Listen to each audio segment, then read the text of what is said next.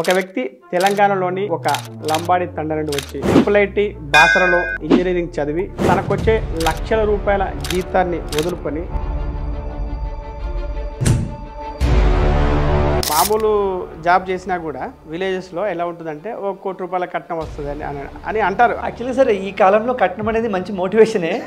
చాలామంది యాక్చువల్లీ ఆ మోటివేషన్తోనే జాబ్స్ చేస్తూ ఉంటారు, అంటే ట్రై చేస్తూ ఉంటారు గవర్నమెంట్ జాబ్. ప్రాసెస్లో నేను కొంతమంది ఎంప్లాయీస్ని కలిసాను, అంటే వాళ్ళ లైఫ్ స్టైల్ ఏం ఎక్స్పెక్టేషన్ లేదనమాట.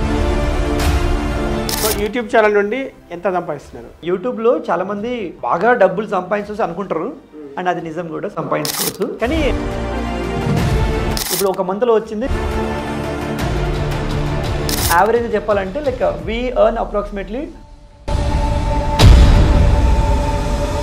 మీ ఛానల్లో నేను చాలా విషయాలు తెలుసుకున్నాను. మీరు శాలరీ ప్యాకేజ్ని లైక్ డివైడ్ చేసి చెప్పారు, అమెరికన్కి ఇండియన్ కంపారిజన్. అమెరికాలో ₹1 కోటి జీతం, ఇండియాలో ఎంత జీతం? మీ ఛానల్ మీద నాకు ఇంట్రెస్ట్ ఏంటి అంటే అంత స్పెషల్ ఇంట్రెస్ట్. సో మీ దాంట్లో కంటెంట్ ఈజ్ ద కింగ్ అనమాట. చాలా ఛానల్స్ కంపేర్ చేస్తారు. సో ఆ కంటెంట్ మీరు అంటే ఎలా రాసుకుంటారు? థింగ్ ఏంటంటే నేను దీనికోసం బాగా బుక్స్ చదవడం కానీ బాగా హోంవర్క్ చేయడం చేయలేదు, అది నాలో ఉన్న స్పెషలైజేషన్. మీ మొదటి ₹1 కోటి ఏ నెలలో వచ్చింది, లేకపోతే ఏ సంవత్సరంలో వచ్చింది? ₹1 కోటి అని ₹1 కోటి వచ్చాయి మనకి. టార్గెట్ ఏంటి, ఎన్ని కోట్లు? ఐ థింక్ మీరు ఇన్సూరెన్స్ తీసుకున్నారా? Sir insurance must sir. Actually insurance value నాకు ఎప్పుడు తెలిసిందంటే మా నాన్నగారికి యాక్సిడెంట్ జరిగింది, దాదాపు 5 lakhs దాకా అయింది సార్. అంత డబ్బు లేదు అప్పుడు. టర్మ్ ఇన్సూరెన్స్ మన కోసం కాదు, ఫ్యామిలీ కోసం. అది దాన్ని ఇన్వెస్ట్మెంట్ లా చూడకూడదు, అది కేవలం సెక్యూరిటీ ఫండ్. యూట్యూబ్ జర్నీలో బాగా హై మూమెంట్ ఏంటి, లో మూమెంట్ ఏంటి?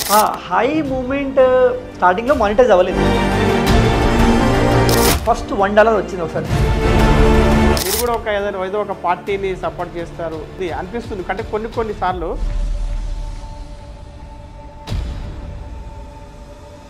మొన్న GST గురించి చేసినట్టుంది, దాంట్లో మళ్ళీ